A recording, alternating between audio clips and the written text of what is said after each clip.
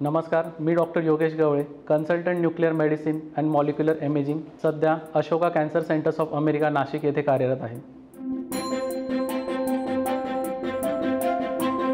पेट स्कॅनसाठी काय काय गोष्टींची आवश्यकता असते? तर सगळ्यात आधी आपण जो पेशंटला रेडिओ आयसोटोप इंजेक्ट करणार आहोत that is nothing but glucose molecule. तर त्यासाठी पेशंटला 4 ते 6 तासाची फास्टिंग खूप गरजेची आहे.